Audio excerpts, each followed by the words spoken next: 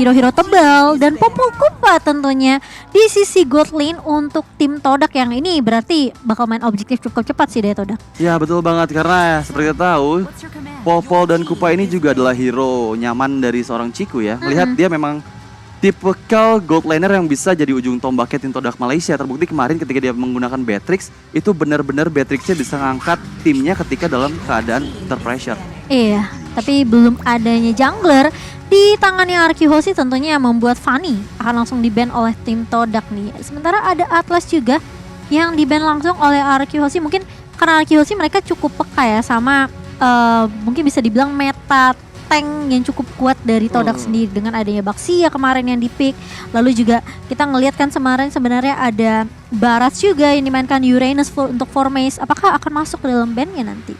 Bisa banget sih, hero-hero lebih ke arah Romnya ya. Romer dengan heavy crowd control, ya salah satu contohnya adalah Atlas yang udah di-ban. Sementara ya untuk Fanny ini lebih ke respect juga sih. Karena kalau misalkan kita lihat dari posisi jungle, Julian ada possibility juga untuk dijadikan jungle. Tapi ya daripada tiba-tiba nanti dijadiin support gitu kan, jadi mid lane, lepas Fanny dan emang tidak ada hero stun pasti juga. Jadi ya ban terhadap Fanny ini cukup bagus sebenarnya pemilihan dari Todak. Ya dan kalau kita membahas soal Popol sama Yves ini objektif mah udah jelas lah ya. Gold Shield turret untuk ngambil turret di under 5 menit itu bisa dibilang hal yang gak terlalu sulit sebetulnya dengan dua hero ini. Apalagi ada Baxi yang ada di depan. Mungkin hero-hero mandiri yang bisa ditaruh di XP lane-nya sehingga nanti rotasinya bisa bergerak ke arah gold lane. Uranus mungkin yang tadi Cimo bilang itu cukup enak sih. Iya, dan ternyata Estes ini mungkin lebih membuat biar Todak gak terlalu susah untuk tim fight-nya. Ya, jadi tipikal support yang bisa benar-benar ngebuat war-nya tuh lebih lama ya. Ini tipikal semacam Estes nih bakal dibuang oleh Arkyhosi. Tapi kita lihat kalau misalnya dari segi banning dari masing-masing tim, ini Beatrix-nya Skylar belum di-ban. Ini yang pasti juga akan menjadi conflict untuk seorang Skylar apabila dia menggunakan Beatrix di sisi gold lane-nya. Betul banget, Beatrix Skylar masih open dan ya Tamus diambil. Tamus ini bisa dibilang salah satu hero yang cukup mandiri dan match up sama Esmeralda juga cukup enak. Karena Tamus yang baru yang kita tahu dari pasifnya ini bisa ke-trigger ketika dia menggunakan basic attack-nya. Jadi bisa lebih kuat lagi di landing-nya. Dia bakal lebih susah untuk tim fight 1v1 ya dengan Esmeralda sendiri. Yes. Tapi dua last pick nih untuk Arkyhosi. Kalau memang Julian-nya enggak ditaruh di posisi sebagai jungler, let's say mungkin ditaruh di posisi untuk Clay di sini. Ini bakal cukup menarik tentunya. Akan ada kejutan kah? Cloud tentunya dan bahkan Lancelot. Berarti confirm ya. Ini Julian-nya untuk di tangan seorang Clay. Ya, yang pasti ini cukup menarik. Dimana Lancelot juga kemarin dipakai oleh seorang Albert, benar-benar memberikan pressure yang sangat baik sekali. Tapi kalau kita lihat ini Cloud mungkin baru pertama kali dipick oleh Skylar kali ya di MSC 2020 ini. Iya harusnya kalau Cloud untuk Skylar ya, bukan Cloud untuk MSC. Karena kalau MSC udah sempat muncul juga beberapa kali Cloud ini.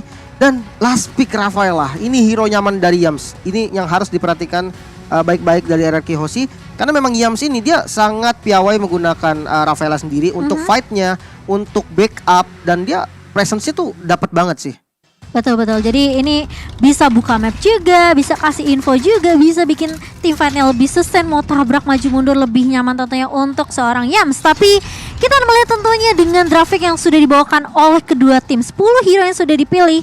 Nih tentunya kedua tim mereka bakal masuk ke dalam match yang cukup sengit. Karena bisa dibilang ya dua-duanya hampir mengikuti meta plus dapat hero comfortnya mereka masing-masing. Ya setuju sih. Tapi kalau untuk komposisi mungkin RRQ yang lebih kompleks ya. Dia punya CC, dia punya burst damage, dia punya scaling late game.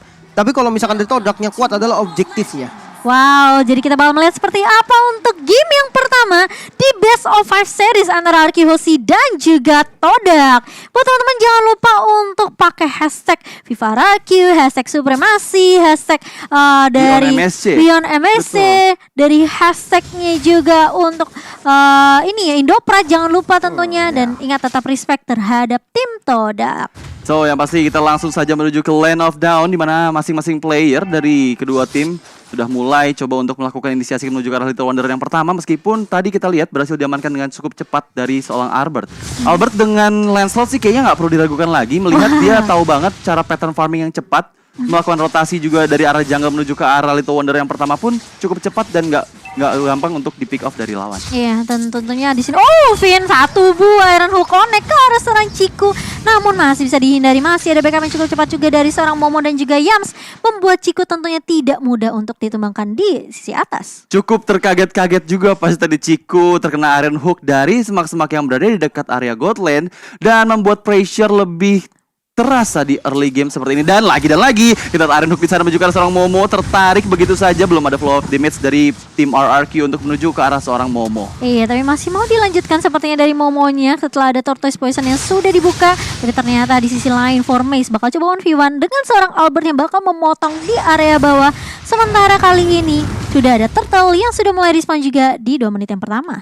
Sepertinya akan ada setup dari tim RRQ. Hoshi melihat di sana sudah mulai join the fight juga Esmeralda, R7. Dan juga buat para teman-teman yang lagi nonton live stream ini, jangan lupa kalian bisa mendapatkan promo MSC X Grab yang bisa langsung di scan QR code di area bawah. Tapi sementara itu kita lihat dulu Valin Salmon menuju ke arah seorang Moon, belum bisa menilai siapapun di sana. Blodihan pun masih bisa melarikan diri seorang Moonnya, tapi dipanis begitu saja di arah belakang oleh seorang R7. Baik sekali pergerakan dari R7 yang betul-betul on point menuju ke arah seorang Moon. Iya, sementara ini Turtle berhasil untuk diamankan oleh RRQ Hoshi dan ada pertukaran tadi ya, 1 untuk 1 terhadap kedua mid lanernya. Namun it's okay karena di area atas juga sebenarnya dari seorang Skylar sempat ngedapetin ini ya, sedikit pundi-pundi kayaknya tadi itu, karena Ciku sedikit terlambat datang ketika join team fightnya. Tapi kali ini berubah lagi, pindah ke area midnya dari seorang Vin. Masih coba untuk ngebuka vision, memberikan informasi terlebih dahulu. Formace masih berada di area bawah juga. 1v1 Infinity War dengan seorang R7. Sementara Clay, ini yang menurut aku Clay juga harus berhati-hati sih, karena Moon ini juga perlu di respect. Tapi buat teman-teman jangan lupa untuk dapatkan lebih banyak transformer pass juga ya, karena kalian bisa melakukan draw dan juga mendapatkan hadiah menarik termasuk skin baru, efek recall, dan juga ada battle mode. Nah, pasti kita akan menuju ke arah mid lane-nya, di mana di sana Clay tertangkap dari seorang Ciku. Baik sekali rotasi dari 4 orang player tim Todak Malaysia menuju ke arah mid lane-nya RRQ Hoshi. Sementara itu di arah top lane dan di arah bawah Formace dan S7 belum untuk melakukan join the team karena mereka masih fokus melakukan clearing minion terlebih dahulu, bertahan agar terciptanya nanti momen baru mereka join the fight. Wah, gimana nih Lim dari segi item tadi ya? Ya, dan dari segi item bisa dilihat dari Formace dulu mungkin ya. Dia mengarah ke arah Corrosion seharusnya first item, dan ini berarti dari Tamus dari Formace ini dia mau main Galaxy. Dia mau benar-benar menangin match up-nya dia dengan Esmeralda. Tapi yang menarik ya, ini adalah rotasi dari Todak loh. Tidak berfokus terhadap gold lane. Dia tahu tidak adanya flicker sebelumnya untuk Clay, dan dia milih untuk makan Clay-nya terlebih dahulu. Rotasinya 4-1, bahkan 4 orang di commit ke arah mid lane. Itu benar-benar menarik sih. Iya. Dan bahkan kali ini lihat coba dibalaskan begitu saja R7, coba untuk menyolong tapi masih bisa di confirm dengan cukup baik juga dari seorang Momo yang masih bisa untuk mendapatkan purple buff. Dan bahkan dari Albert sudah mulai coba untuk mendapatkan turtle-nya lagi dan lagi. Retribution yang sangat on point dari seorang Albert membuat Todak tidak mampu untuk mendapatkan turtle-nya. Objektif yang kedua dari turtle-nya diamankan lagi dan lagi oleh RRQ Hoshi. Sementara itu di bagian bawah R7 coba adu mekanik di sana. Formace terus-menerus belajar ke depan, belum mampu untuk mendapatkan damage yang optimal. Tapi flicker dan Iron sangat baik sekali juga seorang Yums di sana. Pertempuran masih terus berlanjut. Albertnya masih mencoba lebih. Ciku menjadi target selanjutnya dari seorang Albert. Masihkah bisa didapatkan? Blazing Duet dikeluarkan. Momo di sana menjadi target yang mendapatkan triple kill oleh seorang Clay. Baik sekali pertempuran dari arah rivernya yang dimenangkan oleh RRQ Hoshi di menit Gila, lihat gimana caranya RRQ Hoshi misahin tim fight dari Moon dengan pemain-pemain Todak lainnya. Itu membuat tentunya siapapun tidak bisa lari dari kejaran pemain-pemain RRQ Hoshi. Dan buat teman-teman juga jangan lupa untuk gabung MSC Live Carnival, tentunya ada di TikTok ya.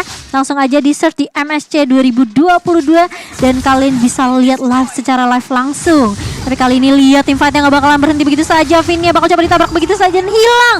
Tentunya Momo dengan 1 buah Tortoise Poison dan juga 4-1. Ini formasi yang selalu dibawakan sama Todak nih Lim. Iya dengan ya tadi kita melihat di fight sebelumnya ya, memang sempat terpecah ya karena ada puncture yang sangat mengerikan tadi dari Albert. Dia bermain puncture dengan targetingnya mantep banget dan posisinya kepecah semua.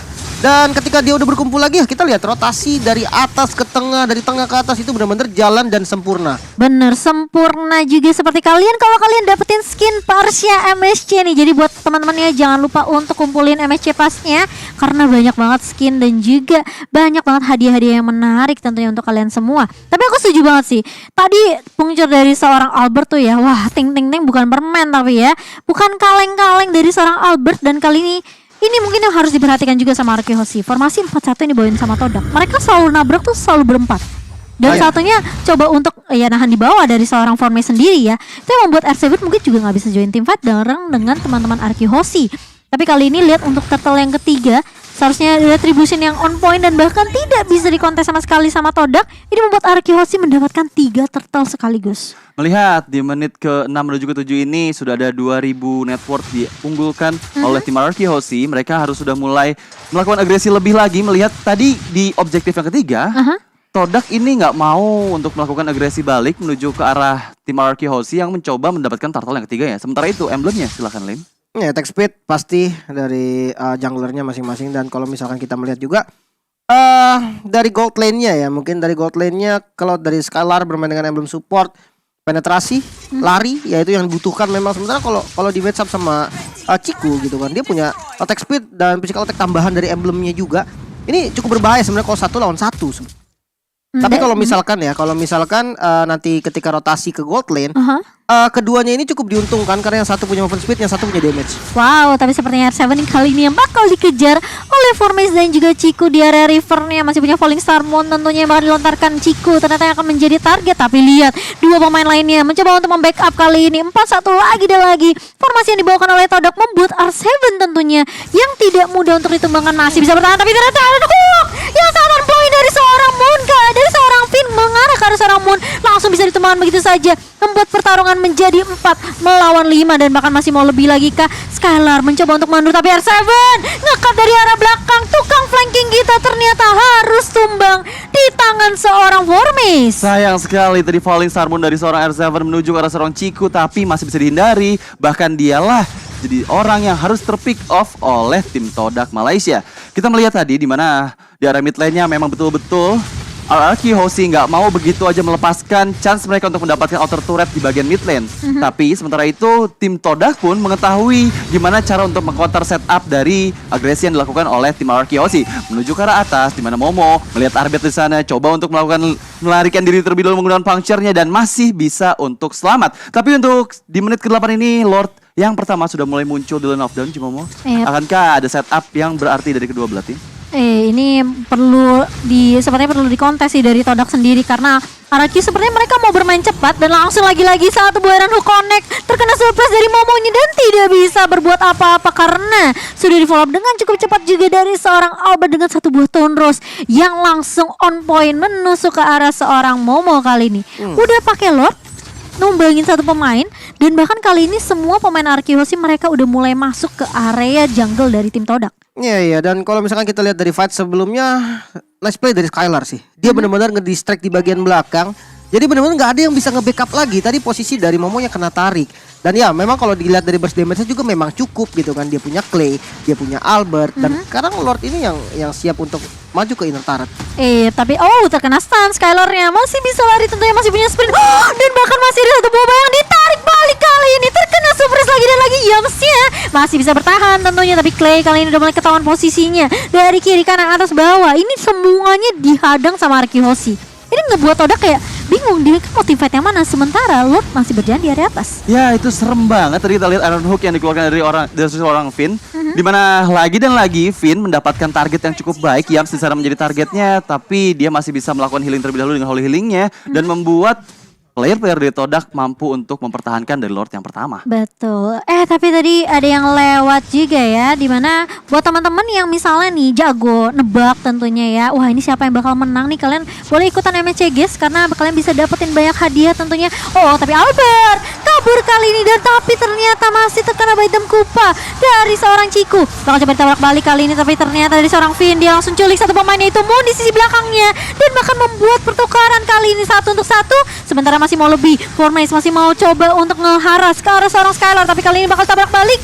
Clay mencoba untuk menahan di area depannya. R7 menjadi benteng terkuat untuk RRQ Hoshi, dan hanya pertukaran 1 untuk 1. Oh my god, Albert dan juga Moon, pertukaran yang kurang cukup baik di menit yang ke-11 ini. Melihat tadi memang agresi dari tim Todak menuju mid lane milik RRQ Hoshi terus menerus dilakukan secara beruntun, dimana mereka mungkin belum mampu untuk mendapatkan outer turret pertama milik RRQ Hoshi di area mid lane-nya. Tapi yang pasti barusan kita menyaksikan dimana Albertnya harus tumbang. So buat semuanya jangan lupa juga, karena kita ada TikTok Challenge, kalian bisa mendapatkan kursi dari Secret Cup secara gratis. Jadi jangan lupa ikutin eventnya. Betul. Dan buat teman-teman juga nih yang lagi mau nobar ya bareng sama teman-teman, sama pacar, sama keluarga, kalian jangan lupa untuk bagikan momen nobar MSC 2022 di story Instagram kalian, dan jangan lupa tag @mpl.id.official biar nanti siapa tahu kalian dapat skin buat kalian yang beruntung. Tapi ini ya Lim, ini berdua kayaknya timnya fight mulu ya, dan aku makan ngelihat Todak terus yang ajak fight. Iya. Dan bahkan lihat, Formace kali ini harus tumbang meskipun sudah ada satu buah Molten Sage yang dilontarkan, tapi ternyata Formace tidak bisa menahan begitu banyaknya damage dari RRQ Hoshi. Dan kali ini konsil yang sudah mulai dibuka, mencoba untuk mengejar, tapi Todak peka banget nih Lim. Dia nggak mau, bener-bener dia nggak mau paksain team fightnya ketika Formace-nya tumbang. Iya, dan bakal menjadi free lord harusnya untuk teman-teman dari RRQ. Yang menarik adalah memang kalau kita lihat dari player goldnya dulu deh. Ini dari jungle ini kan memang dua tipe jungle yang berbeda ya, assassin dan juga jungle tank. Iya. Dan ini jungle tank dari Momo goldnya dia tertinggal jauh sekali, bahkan tadi ada di posisi 3 terbawah. Sementara berbanding terbalik dengan Albert yang ada di posisi paling atas tadi kalau nggak salah, kalau beda tipis sama Skylar. Dan ya ini yang menyebabkan apa? Dengan penetrasi item yang dibuild sama Skylar, dia bermain dengan War X, dia bermain dengan Malefic Roar, dan adanya true damage dari Endless Battle. Ini membuat tank-tank seperti Baxia dari Momo ataupun bahkan Formace yang bagian frontline itu kan bocor banget sih. Bocor, apalagi Skylar udah punya satu buah pistol ini yang bakal ngebuat penetrasinya semakin Sakit tinggi banget, lagi. tapi kita lihat di sini di mana Lordnya sudah mulai menuju ke arah mid lane dari tim Todak. Melihat di sana reward manipulation dikeluarkan, tapi belum mampu mengusul mundur untuk semua player dari tim RRQ Hoshi. Masih coba menuju ke arah top lane-nya, di mana top lane di sana sudah cukup sekarat turret yang dimiliki dari tim Todak Malaysia. Kita melari lagi, melihat di arah mid lane-nya masih coba agresi dilakukan. Iron Hook belum mengenai seorang Momo, masih bisa dihindari dengan jiggle yang dia lakukan. Formation-nya lagi dan lagi, clear minion terlebih dahulu. Melihat udah nggak ada spell dari turretnya untuk menghilangkan minion-minion yang coba masuk ke area dalam, tapi belum mampu untuk mendapatkan Iron Hook dari Finn di depan sana. Skylar menjadi target tujuannya, digunakan sprint untuk melarikan diri ke arah belakang, masih coba untuk di-press begitu saja. Formace maju ke arah depan, Clay menjadi target selanjutnya. Momo pun belum mampu mendapatkan siapapun di sana, masih coba untuk menggiring saja menuju ke arah river, memukul mundur semua player dari RRQ Hoshi. Wow, 2 inhibitor turret yang sudah diamankan oleh RRQ Hoshi itu sebenarnya cukup ya untuk RRQ Hoshi. Setidaknya ini super minion akan berjalan dari area atas dan juga dari area mid, sehingga membuat pemain-pemain dari Todak mereka harus peka banget nih sama minimap. Jangan sampai mereka cari war terus menerus sampai lupa ternyata super minionnya udah nge-push. Benar. Dan ini cukup bagus sih. Penggunaan Lord yang bisa dibilang cukup baik ya dari RRQ Hoshi, walaupun memang Lordnya ini sebagai tumbal bisa dibilang ya. Karena inhibitornya hancur itu ketika di wave super minion, bukan di wave yang ada Lordnya. Ini nge-trigger banyak banget tadi defensive skill dan memisahkan positioning dari teman-teman Todak, sehingga tadi mid lane dari inhibitor turretnya berhasil dihancurin duluan. Walaupun Lordnya sebenarnya udah tumbang dari wave sebelumnya. Dan yang menarik, top lane-nya juga berhasil didapetin. Iya, sama di Skylar ya. bareng sama Esmeralda dari R7. Dan Skylar juga berani banget dia tadi dengan Cloud yang memang kita tahu range-nya nggak terlalu jauh ya. Dan dia berani untuk menghit turret sehingga dapat turretnya. Oke, kalau kita lihat dari item terlebih dahulu sudah ada BOD juga yang dipegang sama Albert. Ini cukup berbahaya sebetulnya. Tapi sementara itu kita lihat ke arah rivernya, di mana Moon di sana reward pada dikeluarkan, belum menuju siapapun. Ke arah belakang sakit banget tadi damage yang dikeluarkan dari seorang Skylar. R7 mencoba menari-nari dari belakang. Ciku di sana menjadi target selanjutnya. Tersisa sedikit saja HP, tapi masih coba untuk diinisiasi dengan Clay menggunakan enhance change yang dia miliki. masih bisa menyelamatkan diri, tapi Formace terjebak di depan sana dari 4 orang player RRQ Hoshi, dan betul saja Formace-nya yang harus tumbang, padahal Lord yang ketiga sudah mulai spawn di Land of Dawn. Cimomo ini cukup membuat kesulitan di mana tim Todak sepertinya nggak akan melakukan kontes lagi. Wah, nggak bisa Udah sih. benar-benar ditunjukin total dominasi banget dari RRQ Hoshi, melihat mereka belum ada kehilangan satu objektif pun. Iya. Karetnya masih ada, bahkan Lord yang ketiga pun sudah diamankan oleh RRQ Hoshi. Harusnya sih ini akan menjadi defensive mechanism yang cukup sulit untuk tim Todak, melihat mereka hanya memiliki satu high ground mate saja. Iya, ini tipikalnya Araki Hoshi nggak sih? Sebelum ngedapetin objektif Lord, diajak fight dulu, nyulik dulu satu pemain dari musuhnya, dan itu berhasil. Berkali-kali strategi yang sama yang dilontarkan oleh Araki Hoshi selalu bisa membuahkan hasil yang sangat manis. Tapi kali ini lihat Lordnya juga udah mulai berjalan ke area mid, tentunya tanpa adanya inhibitor turret di area atas dan juga di area tengahnya. Ini membuat Todak mereka harus defensive mode sih sekarang. Gak boleh yang benar-benar gerasak gerusuk, harus nunggu. Setidaknya nih Araki Hoshi ada yang coba mungkin setidaknya terlalu offside, tapi ini kan Araki Hoshi ya, sangat amat tidak mungkin tentunya. Dan Lordnya kali ini bakal coba digiring masuk ke area base-nya. Momo berada di paling depan kali ini, lihat dan semua damage-nya connect, dan bahkan satu botol harus bersama dengan seorang Albert kali menumbangkan satu pemainnya itu Momo. Sementara kali ini dari seorang Moon yang mencoba untuk membuka Rewound Emulation, bakal coba ditahan terlebih dahulu. Jams di area depannya menahan dan bahkan menumbangkan Lord yang kali ini sebenarnya tidak sia-sia, karena setidaknya Araki Hoshi bisa menggundulkan semua inhibitor turret yang dimiliki Araki Hoshi. Tapi ternyata dari seorang Finn dengan flicker dan bahkan satu buah Iron Hook membuat Araki Hoshi mampu untuk menumbangkan base-nya, dan 1-0 diamankan oleh RRQ Hoshi. Well, RRQ Hoshi berhasil mendapatkan game yang pertama dari Best of 5 series, dimana ini adalah suatu kabar baik juga untuk kita para fans di Indonesia, melihat Tentunya RRQ Hoshi berhasil melaju 1 poin lebih unggul di atas tim Todak Malaysia. betul, tapi ingat ya, ini best of 5 series. Game pertama biasanya coba untuk pemanasan dulu. Pemanasan dulu, betul. Dulu. Dan tapi memang sebenarnya kelihatan ya ini perbedaan, dan Lemonnya tertawa Lemonnya di situ. senyum ya, suka banget kita ngelihat Lemon